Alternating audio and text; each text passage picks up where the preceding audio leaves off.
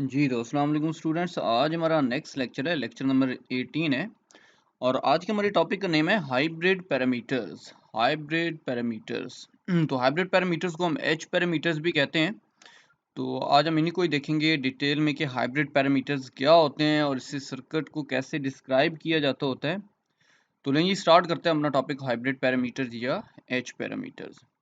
याद रखें, कोई भी लीनियर सर्किट हो ना, कोई भी लीनियर सर्किट हो तो उसके इनपुट टर्मिनल्स भी होते हैं और आउटपुट टर्मिनल्स भी होते हैं। लीनियर सर्किट जो है वो उसके इनपुट टर्मिनल्स और आउटपुट टर्मिनल्स को याद रखें एनालाइज किया जाता है 4 पैरामीटर्स के थ्रू।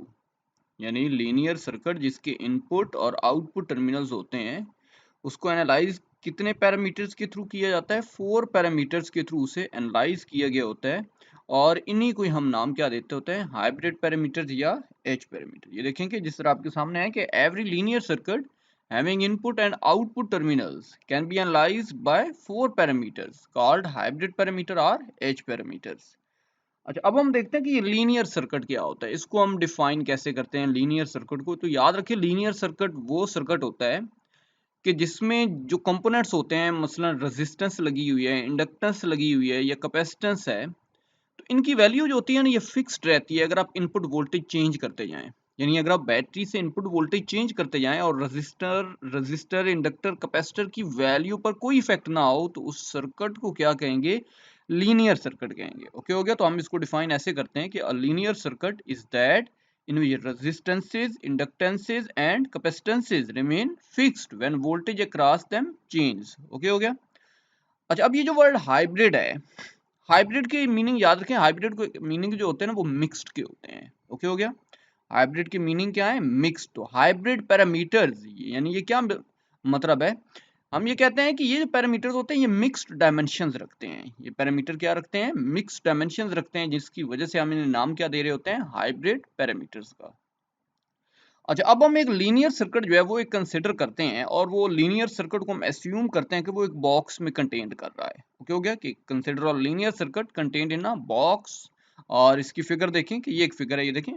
ये लीनियर सर्किट जिस तरह ब्लैक बॉक्स होता है उस तरह ही आपको ये दिखाई दिया जा रहा है कि एक लीनियर सर्किट है जो कि कंटेन कर रहा है एक बॉक्स के इनसाइड, और ये दो उसके इनपुट टर्मिनल्स हैं और ये दो आउटपुट टर्मिनल्स हैं। इसे कहते हैं टू पोर्ट नेटवर्क है। ये टू पोर्ट यानी दो पोर्ट्स इनपुट पे हैं और दो ही पोर्ट्स कितनी है? आउटपुट पे हैं। अच्छा, तो ये इनपुट टर्मिनल्स हो गए, ये आउटपुट टर्मिनल्स हो गए। अब इनपुट पैरामीटर्स को देखें तो इनपुट पैरामीटर्स जो हैं वो इनपुट वोल्टेज ये वाले हैं V1, और इनपुट करंट क्या है? I1 है, जिनको लेबल्ड इस तरह से किया गया है। इनपुट वोल्टेज और इनपुट करंट को V1 और I1 से लेबल किया गया है। इस तरह आउटपुट वोल्टेज और आउटपुट करंट की लेबलिंग भी देख लें तो उनको V2 और I2 से रिप्रेजेंट किया गया है। क्लियर। यहाँ पर एक बात अगर आप नोट करें तो हम यहाँ पर ये कहते होते हैं कि जो इनपुट और आउटपुट करंट है ना, इनपुट और आउटपुट करंट ये बॉक्स की तरफ फ्लो कर रहे हैं। ये किधर फ्लो कर रहे हैं? बॉक्स की तरफ फ्लो कर रहे हैं। और जो हमारे इनपुट वोल्टेज और आउटपुट वोल्टेज हैं उनको हम ये अस्यूम करते हैं कि वो पॉजिटिव है अपर से लोअर टर्मिनल की तरफ। ये देखें, ये इनपुट वोल्टेज अपर टर्मिनल पर क्या है? पॉजिटिव। यानी अपर से लोअर टर्मिनल की तरफ इस तरह ये पॉजिटिव है, उधर पॉजिटिव है, और लोअर पे क्या है? नेगेटिव है। इस तरह आउटपुट वोल्टेज है वो भी अपर पे क्या है? पॉजिटिव, और लोअर टर्मिनल पर क्या है? नेगेटिव है। तो ये बातें हमने देखी कि this circuit has input voltage and input current labelled V1 and I1, इसकी बात हो रही थी। और this circuit also has the output voltage and output current labelled V2 and I2। Okay हो गया। इस तरह हमने यहाँ पर ये बात की है कि इनपुट और आउटपुट करंट जो है are assumed to flow into the box. Box की तरफ फ्लो कर रहे हैं and input and output voltages are assume positive from upper to the lower terminals. Okay हो गया। तो यहां तक आपको समझ आ चुकी होगी कि लीनियर सर्किट के इनपुट पैरामीटर्स क्या हैं और आउटपुट पैरामीटर्स क्या हैं। अच्छा, अब याद रखें कि मैथमेटिकली हम इसको इस तरह से लिख सकते हैं, इनपुट और आउटपुट पैरामीटर्स के बिटवीन एक इक्वेशन जो है ना वो एक फॉर्म होती है। और याद रखें ये इक्वेशन हम यहाँ पर तो डायरेक्टली यूज करेंगे, लेकिन इसको अगर एडवांस सर्किट थ्योरी से इसको प्रॉपरली प्रूव किया जा सकता है जो कि बियॉन्ड द लेवल है यहाँ पे। इस वजह से हम डायरेक्टली यहाँ पे इसको हम जस्ट स्टडी करेंगे। तो ये देखें, ये एक देखिए इनपुट वोल्टेज का रिलेशन जो है ना वो इस तरह से है कि V1 वो सम है किस किस का? H11 I1 plus H12 V2। यहाँ पर H क्या है? H का मतलब है हाइब्रिड पैरामीटर्स हैं। क्लियर हो गया। ये हमारे दो हाइब्रिड पैरामीटर आ चुके हैं, H11 और H12। मैंने कहा था कि यहाँ पर कितने होने हैं टोटल? यहाँ पर टोटल 4 होने हैं, क्योंकि दो इनपुट टर्मिनल्स हैं, दो आउटपुट टर्मिनल है, तो टोटल 4 H पैरामीटर्स होंगे जिससे हम सर्किट को डिस्क्राइब करेंगे। और जिनमें से फोर में से दो का वास्ता जो है ना वो आपके सामने पड़ चुका है। ये देख लें H11 और H12 आपके सामने अपीयर हो चुके हैं। ये हैं क्या, आगे हम इनको देखते हैं। अच्छा, एक तो ये हो गई, इसको हम इक्वेशन 1 का नेम दे देते हैं। इसी तरह अगर हम देखें, ये तो हमारे इनपुट वोल्टेज इक्वल थे V1 इनपुट वोल्टेज।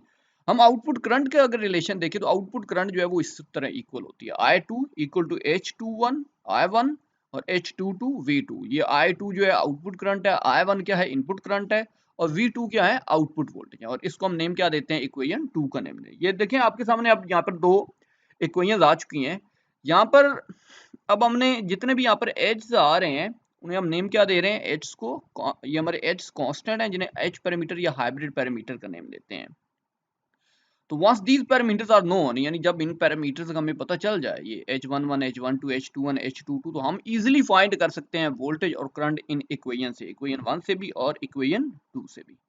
अच्छा, यहाँ पर एक बात इंपॉर्टेंट माइंड में रखिएगा कि इक्वेशन 1 में अगर देखें ना, तो इक्वेशन 1 में ये लेफ्ट हैंड साइड पे क्या है, वोल्टेज है।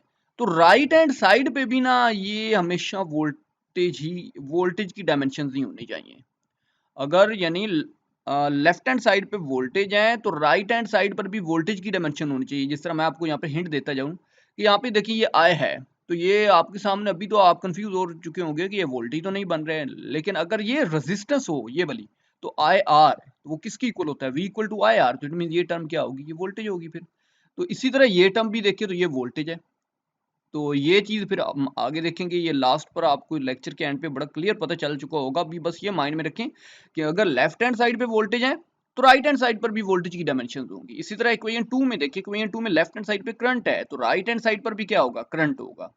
ओके हो गया। जिस तरह यहाँ पे देखें ना, ये आई है तो ये तो करंट ओके हो गया। इट मीन इसकी कोई, इसके इस टर्म के कोई मीनिंग नहीं होंगे, फिर वो हम आगे देखेंगे। इसको एक्चुअली डायमेंशन लेस कहेंगे, किसकी डायमेंशन है ही नहीं। ये तो फिर करंट हो गई। इस तरह ये इस टर्म को देखें तो ये वी है, तो हाँ यहाँ पे करंट बनना चाहिए यहाँ पे, तो ये एच है। अब यहाँ पर क्या होना चाहिए कि ऐसा करंट बने, I is equal to V by R, V over R. It means ये 1 बाय आर होना चाहिए। 1 बाय आर किसके इक्वल होता है, रेजिस्टेंस का जो रेसिप्रोकल है वो कंडक्टेंस होती है 1 बाय आर। तो ये फर्दर आपको पता चल चुका, आगे पता चल जाएगा डिटेल में। अभी बस ये इतना माइंड में रखें कि अगर लेफ्ट हैंड साइड पे करंट है तो राइट हैंड साइड पे करंट की डायमेंशन होनी चाहिए, और लेफ्ट हैंड साइड पे अगर वोल्टेज है तो राइट हैंड साइड पर भी क्या होनी चाहिए, किसकी डायमेंशन होनी चाहिए, हमारे पास वोल्टेज की ही डायमेंशन होनी चाहिए। ओके हो गया। तो लें जी, अब हम नेक्स्ट मूव करते हैं। सिमिलर ये यहाँ पर आप देख सकते हैं। अच्छा, अब हम नेक्स्ट मूव करते हैं कि ये जो एच पैरामीटर्स हैं इससे हमें पता क्या चलता होता है। एच पैरामीटर से ये बातें जितनी भी हैं ये वाली, ये आपको आगे पता चल जाएंगी। अच्छा, यहाँ पर जरा एक बात देख लें, ये सॉरी ये जो सामने शो हुआ है ये आपको आगे जाके मैं डिफाइन करवाऊंगा कि ये चीज़ें हैं क्या। यहाँ पे जरा ये देखें, इस पॉइंट को देखें तो ये आपके सामने एक मैट्रिक्स फॉर्म बन के आ रही है। इन मैट्रिक्स फॉर्म से भी ना आप ये इक्वेशन 1 और 2 जो है ना ये प्रूव कर सकते हैं। V1 अगर आपने प्रूव करवाना हो तो ये देखें, V1 इक्वल है H11 I1 plus H12 V2। इस तरह I2 इक्वल हो चुका होगा H21 I1 plus H22 V2। तो ये भी इस मैट्रिक्स फॉर्म से भी आ सकती होती हैं। तो मैंने कहा एच पैरामीटर्स जो है हमें बताते क्या होते हैं। एच पैरामीटर याद रखिए, यहाँ पर दो पॉइंट्स बड़े इंपॉर्टेंट हैं। पहला पॉइंट में हम ये कहते हैं कि कोई भी जो लीनियर सर्किट होता है वो 4 पैरामीटर तो रखता है। एच पैरामीटर वो कितने रखता है, 4 रखता है। 4 में से याद रखिए दो डायमेंशन लेस होंगे, दो क्या होंगे, डायमेंशन लेस होंगे। हम कहते हैं कि उनमें से दो क्या होने हैं, डायमेंशन। अच्छा सॉरी, यहाँ पे एक प्रॉब्लम बन गई थी। हमने कहा कि कोई भी लीनियर सर्किट हो तो इसके टोटल कितने होते हैं, 4 पैरामीटर्स होते हैं। 4 में से मैंने कहा दो क्या होंगे, डायमेंशन लेस होंगे। एक को मेजर किया जाएगा ओहम में तो दूसरे को मेजर किया जाएगा मोहो में। ओहम रेजिस्टेंस का यूनिट है तो मोहो किसका होता है, कंडक्टेंस का। तो माइंड में रखिएगा टोटल 4 है, तो 4 में से उनकी मेजरमेंट कैसे करनी है कि एक को ओहम में, एक को मोहो में, और दो हमारे क्या हो जाएंगे, डायमेंशन लेस हो जाएंगे। अच्छा, सेकंड पॉइंट भी बड़ा इंपॉर्टेंट है। सेकंड की ये जो हमारे पैरामीटर्स होते हैं ये कांस्टेंट्स होते हैं। ये जिनको एच पैरामीटर्स का नेम दे रहे हैं हमारे क्या होते हैं, कांस्टेंट होते हैं। तो अगर हम सर्किट को चेंज करेंगे ना, मतलब लीनियर सर्किट आप चेंज कर देते हैं, कोई और सर्किट एज्यूम करते हैं, तो अगर आप सर्किट को चेंज करते हैं तो याद रखें एच पैरामीटर्स भी चेंज हो जाएंगे। इट डजंट मीन कि वो ये वाले नहीं रहेंगे कि the H parameters of a given circuit are constant if we change the circuit. अगर हम सर्किट चेंज करेंगे तो H parameters would also change, वो भी क्या हो जाएंगे, चेंज हो जाएंगे। तो लेंगे, मैंने आपको यहाँ तक ये बताया कि हमारे पास टोटल कितने हैं, टोटल एच पैरामीटर्स कितने हैं, 4 हैं, जिनमें से दो डायमेंशन लेस है और एक की डायमेंशन ओहम है, तो एक की डायमेंशन क्या है, मोहो है। अब ये पता कैसे चलता है कि एक की ओम है, एक की मोहो है और दो डायमेंशन लेस है, तो अब हम इनको प्रूव करते हैं। तो प्रूव आपने कैसे करना है, याद रखें कि इनको एच पैरामीटर्स जो है इनको हमने डिटरमिन कैसे करना है। डिटर्मिनेशन ऑफ एच पैरामीटर्स के इन 4 टोटल थे, ये देख लें। अब 2 इनपुट वाले हैं, 2 आउटपुट वाले हैं। अब इनको 4 को हमने एक्सट्रैक्ट या फाइंड आउट कैसे करना है। याद रखें आपने इस तरह करना है कि एक दफ़ा आपने जो आउटपुट है ना, लीनियर सर्किट की जो आउटपुट है, एक दफ़ा उसे शॉर्ट कर दें तो आपके पास 2 निकल आएंगे। और फिर जो इनपुट है, इनपुट को ओपन कर दें, यानी आउटपुट टर्मिनल्स को शॉर्ट कर दें तो 2 पैरामीटर्स निकल आएंगे, और इनपुट टर्मिनल्स को ओपन कर दें तो फिर भी 2 पैरामीटर्स फाइंड आउट हो जाएंगे। तो लें जी, अब हम मूव करते हैं। सबसे पहले हम क्या करते हैं कि आउटपुट टर्मिनल्स को शॉर्ट करते हैं। तो ये देखें, short circuiting of output terminal. हम आउटपुट टर्मिनल को शॉर्ट करते हैं। अगर हम आउटपुट टर्मिनल को शॉर्ट कर दें, आउटपुट टर्मिनल, तो वोल्टेज उसके क्या हो जाएंगे, जीरो हो जाएंगे। देखिए फिगर में देखें, अगर हम आउटपुट टर्मिनल्स को ये देखें, आउटपुट टर्मिनल ये देखें, आउटपुट टर्मिनल को यहाँ से क्या किया हुआ है, शॉर्ट किया हुआ है, तो वोल्टेज क्या हो गए, जीरो हो गए। याद रखिए, जब शॉर्ट हो जाए तो एक सर्किट क्लोज बन चुका है, करंट तो होगा, करंट होगा, बट वोल्टेज वहां पर क्या हो चुके हैं, जीरो। V2 क्या हो चुके हैं, जीरो। अच्छा, अब ये जो हमने इक्वेशन 1 और इक्वेशन 2 का जिन्हें नेम दिया था, उधर जाकर हम ये पुट करेंगे। मैंने आपको बताया 2 पैरामीटर यहाँ से निकलेंगे अगर हम इसको शॉर्ट करने हैं। तो शॉर्ट करने से हमें पता चल गया कि वोल्टेज क्या हो गया, हमारे पास जीरो हो गया। अच्छा, अब हम देखते हैं कि ये V2 की वैल्यू इक्वेशन 1 में पुट करते हैं। तो इक्वेशन 1 किस तरह से बनती है, इक्वेशन 1 में देखें। इक्वेशन 1 ये थी कि V11 H11 I1 plus H12 V2, यहाँ पर V2 था तो V2 यहाँ पर क्या हो गया, जीरो। तो ये टर्म क्या हो गई यहाँ पर, जीरो। तो बाकी क्या टर्म बची वो देखे, बाकी टर्म ये वाली बच गई, V1 is equal to H11 I1। आपने निकालने क्या, याद रखें, आपने H11 देखना है, H12 देखना है, H21 देखना है और H22 देखना है। तो यहाँ से H11 को अगर मैं देखूँ तो H11 हमारे पास क्या बन गया, V1 बाय I1। लेकिन 4 पैरामीटर से एक निकल आया। अब ये माइंड में रखिएगा कि H11 की वैल्यू क्या आई है, V1 बाय I1। लेकिन इसी तरह चूंकि हमने आउटपुट टर्मिनल को शॉर्ट किया हुआ है तो V2 क्या थे, जीरो। V2 को इक्वेशन 1 में यहाँ पे जीरो पुट किया। अब इक्वेशन 2 में देखते हैं कि वो क्या बनती है। इक्वेशन 2 में देखें तो आउटपुट करंट किसकी इक्वल था, ये देखें, इसके इक्वल था H21 I1 H22 V2। तो V2 को यहाँ पर क्या पुट करते हैं, जीरो। ये देखिए, V2 को हमने यहाँ पर जीरो पुट किया तो ये टर्म तो कैंसिल आउट हो गई। बाकी रिमेनिंग टर्म क्या बची, वो ये वाली बच गई, I2 is equal to H21 I1। अब यहाँ से हम H21 को भी देखते हैं कि H21 किसकी इक्वल हो गया, I2 बाय I1। अब यहाँ पर देखें ना, तो ये एक रेशियो है बिटवीन टू सिमिलर क्वांटिटीज, यानी न्यूमिरेटर में भी करंट है, डिनोमिनेटर में भी क्या है, करंट है। तो इसका कोई यूनिट नहीं होगा, और अगर यूनिट नहीं है तो इसकी डायमेंशन भी नहीं होगी, डायमेंशन लेस होगी। ओके हो गया। हमारे पास दो फाइंड आउट हो चुकी हैं, H11 H21। अब H12 रहता है और H22 रहता है। देखें, मैंने आपको बताया था आउटपुट टर्मिनल को शॉर्ट करेंगे तो दो फाइंड आउट हो जाएंगी। अब वो तो ओके हो गया। अब हम इनपुट की तरफ जाते हैं। तो इनपुट टर्मिनल्स को हमने क्या करना है, इनपुट टर्मिनल्स को हमने क्या करना है, ओपन करना है। ओके हो गया, तो वो उधर से भी दो निकल आएंगी। अच्छा, तो यहाँ से जरा आप देख लें कि H11 और H21, ये तो मैंने आपको बता दिया, H21 रेशियो है सिमिलर क्वांटिटीज के बिटवीन, कोई यूनिट नहीं होगा, कोई डायमेंशन नहीं होगी। लेकिन अगर H11 की मैं बात करते चलो जाऊँ यहाँ पे, तो देखें ये क्या है, ये वोल्टेज और करंट के बिटवीन रेशियो है, वोल्टेज और करंट। वोल्टेज का यूनिट वोल्ट, करंट का यूनिट एम्पेयर। तो volt by ampere, it means ये सिमिलर क्वांटिटीज के बिटवीन रेशियो नहीं है, तो इसका यूनिट भी होगा और डायमेंशन भी होगी। अगर आप सोचें V और I किसकी इक्वल होता है, resistance. R is equal to V over I, it means H11 क्या है, हमारे पास रेजिस्टेंस है। इस वजह से मैंने कहा था कि 4 पैरामीटर हैं जिनमें से एक की डायमेंशन ओम है। तो ये वाला जो पैरामीटर है ना H11, इसकी डायमेंशन क्या है, ओम है। अब ये कौन सी रेजिस्टेंस है, इनपुट है आउटपुट है, तो आपके सामने है V1 by I1 input voltage और इनपुट करंट के बिटवीन रेशियो है। तो इट मींस ये जो रेजिस्टेंस है ये कौन सी है, इनपुट रेजिस्टेंस है। लेकिन जी आपके पास पता चल गया H11 क्या है, ये इनपुट रेजिस्टेंस है और इसकी डायमेंशन क्या होगी, ओम होगी। और अगर H21 को देखा जाए तो H21 है क्या, H21 एक तो बड़ी क्लियर बात पता है कि इसकी डायमेंशन नहीं है, ये डायमेंशन लेस क्वांटिटी है क्योंकि इसका यूनिट नहीं है।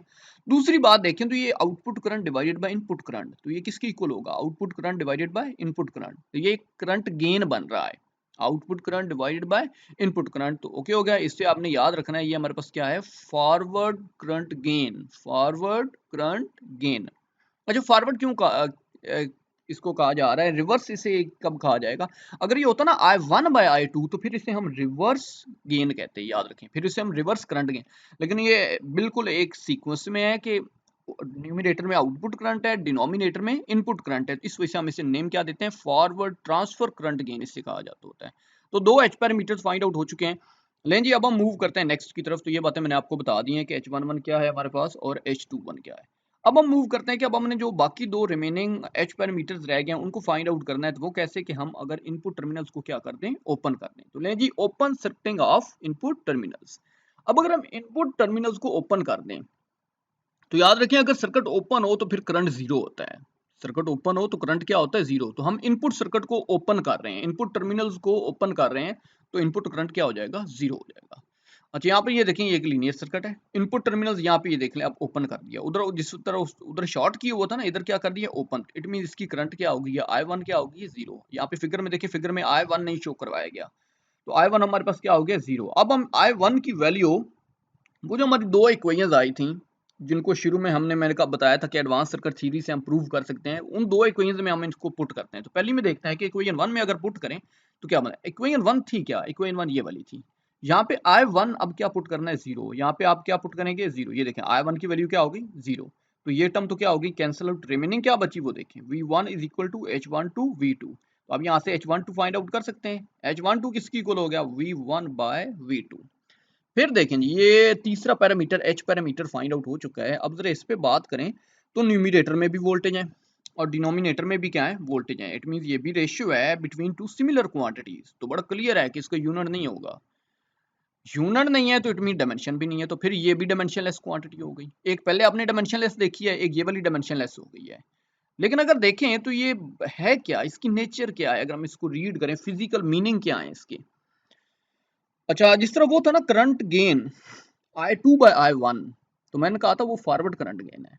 यहाँ पे भी अब आपको मैंने हिंट दे दिया, पता चल चुका होगा। यहाँ पे V1 बाय V2 है। अगर तो होता ना V2 बाय V1 तो मैं इसे वोल्टेज गेन कहता, लेकिन फॉरवर्ड वोल्टेज गेन कहता है। ये भी वोल्टेज गेन, लेकिन ये रिवर्स लिखा हुआ है, V1 by V2। It mean ये रिवर्स वोल्टेज गेन है। बात समझ आ गई, ये क्या है, रिवर्स वोल्टेज गेन है जिसकी डायमेंशन नहीं है। ओके हो गया। लें जी, तो अब हम इक्वेशन 2 में ये वैल्यू जो है ना, ये I1 जीरो पुट किया है, इसको इक्वेशन 1 में तो देख लिया है। अब इक्वेशन 2 में पुट करते हैं तो चौथा पैरामीटर भी आ जाएगा। इक्वेशन 2 में जब पुट करते हैं तो इक्वेशन 2 है क्या, इक्वेशन 2 ये वाली है। I1 क्या हो चुका है, जीरो, क्योंकि इनपुट टर्मिनल्स को क्या कर दिया, ओपन कर दिया। I1 जीरो हो चुका है, तो लें जी I1 की वैल्यू जीरो पुट करें। I1 जीरो पुट किया, ये टर्म क्या हो जाएगी, जीरो। रिमेनिंग टर्म क्या बचेगी, रिमेनिंग टर्म हमारे पास ये आ गई, I2 is equal to H22 V2। यहाँ पर अब H22 लास्ट H पैरामीटर्स भी आ चुका है। H22 है क्या, I2 बाय V2। यहाँ पर ये मैंने शो करवा दिया। देखें, अब करंट और वोल्टेज के बिटवीन रेशियो है, करंट और वोल्टेज। अगर होता है ना V बाय I तो वो तो रेजिस्टेंस था। अब ये I बाय V है, इट मींस ये रेजिस्टेंस का रेसिप्रोकल है और उसे क्या कहा जाता है, कंडक्टेंस। अच्छा, ये अब ये कंडक्टेंस है, ये इनपुट की आउटपुट की है। देखिए, output current divided by output voltage, क्योंकि I2 बाय V2 इट मींस ये कंडक्टेंस कौन सी है, ये आउटपुट कंडक्टेंस है। ओके हो गया। लेंगे तो अब आपके सामने ना यहाँ पे मैंने 4H पैरामीटर्स को फाइंड आउट कर लिया है। अब ये 4H पैरामीटर्स थे क्या, फर्स्ट H पैरामीटर ये वाला था आपके सामने, H11। सेकंड ये वाला आ गया H12। इस तरह H21 भी फाइंड आउट हो चुका है और H22 भी आ चुका है।